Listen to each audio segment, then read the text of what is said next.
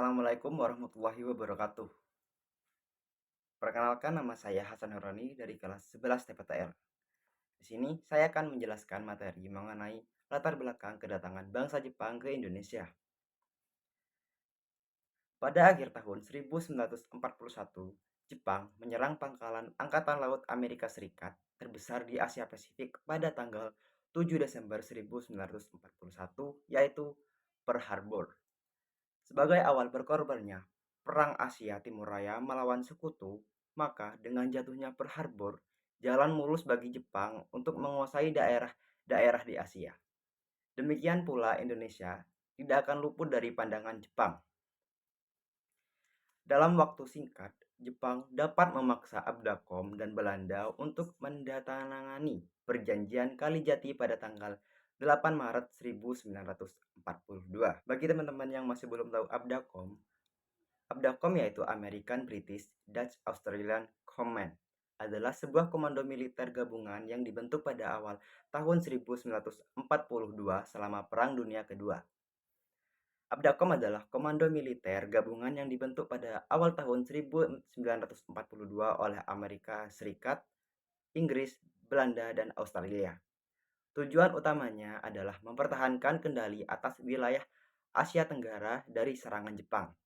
Meskipun hanya berlangsung singkat, Abdacom memberikan pelajaran berharga bagi komando gabungan sekutu di masa perang berikutnya. Masa kedudukan Jepang di Indonesia dimulai pada tahun 1942 setelah Panglima tertinggi pemerintah kolonial Hindia Belanda menyerang tanpa syarat di Kalijati, Bandung. Saat menguasai Indonesia, Jepang tidak menemui banyak perlawanan. Masyarakat Indonesia justru menyambut kedatangan bala tentara Jepang dengan perasaan senang karena mengira Jepang telah membebaskan bangsa Indonesia dari masa penjajahan Belanda. Pemerintah militer Jepang bersikap baik terhadap bangsa Indonesia dengan mengaku sebagai saudara tua bangsa Indonesia itu sendiri. Namun, hal itu berubah setelah beberapa waktu menduduki Indonesia. Jepang melakukan berbagai tindakan yang merugikan masyarakat Indonesia, seperti contohnya adanya sistem Romusa untuk pembangunan jalan, jembatan, dan lapangan udara. Para petani juga diawasi secara ketat dan hasil-hasil pertanian harus diserahkan kepada Jepang. Selain itu, Jepang juga melakukan tindakan kekerasan dan penindasan terhadap masyarakat Indonesia yang melakukan perlawanan. Masa kedudukan Jepang di Indonesia berlangsung selama 3,5 tahun.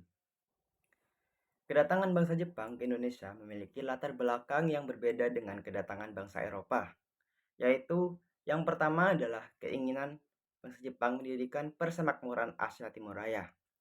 Awal kedatangan Jepang ke Indonesia berawal dari keinginan mereka untuk mendirikan persemakmuran Asia Timur Raya. Mereka ingin menguasai wilayah Asia Pasifik dan menjadikan Indonesia sebagai bagian dari wilayah kekuasaan mereka.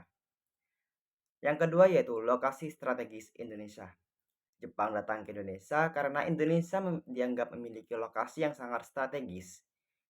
Letak geografis Indonesia juga yang berada di antara benua Asia dan Australia menjadikannya sebagai titik strategis untuk mengendalikan jalur perdagangan dan kekuatan militer di kawasan tersebut.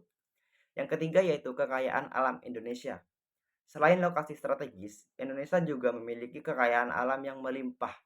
Sumber daya alam seperti minyak, gas, dan logam berharga menjadi daya tarik bagi Jepang untuk menguasai dan memanfaatkannya.